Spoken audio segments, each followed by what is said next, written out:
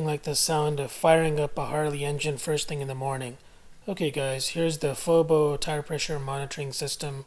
I've got this in black, and in just a second here I'm going to show you what the app looks like. The product is available on Amazon.com for $99 new, and this can be a lifesaver, and I strongly recommend it. Here's the app, and I have it installed on my iPhone 6 Plus. I check my TPMS first thing in the morning before riding out for the day, and it's great because it shows you your exact tire pressure, temperature, and the status of the batteries inside the tire pressure monitor.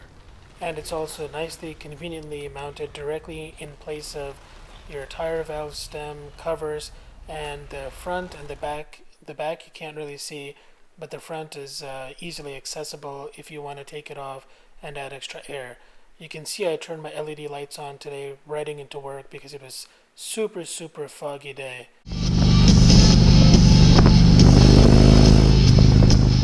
And just to show you how convenient it is when your iPhone gets an alert, it just lights right up. I love the Rokform Motorcycle Mount.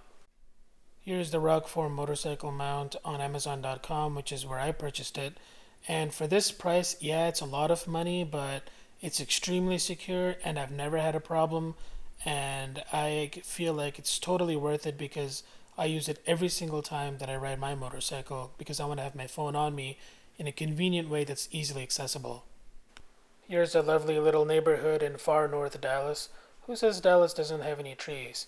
It may be a little flat, it may be a little dry, and it can get a little hot, but Dallas has some beautiful trees, and in November and October are really the nicest months for living in Dallas, especially if you're a motorcyclist, because you get really nice trees. You can see a little bit of the changing of the colors, and it can actually be very picturesque. Here's our next survival tip, guys. Loud pipes save lives. You know, when I first started motorcycling, one of the things I heard was that that's a myth, because really it should be about your skills as a motorcyclist, not so much the loudness of your pipes.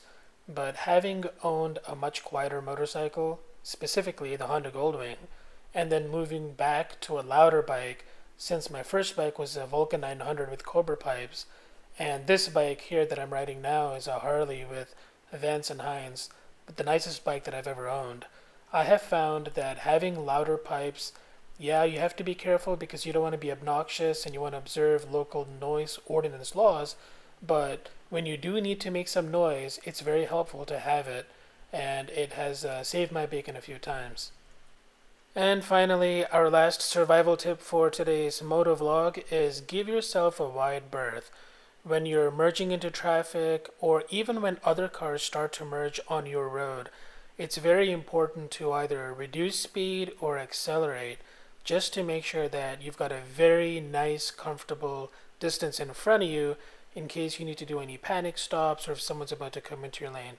That's all for today, guys. Ride safely and keep the shiny side up and the rubber side down. This is fucking awesome.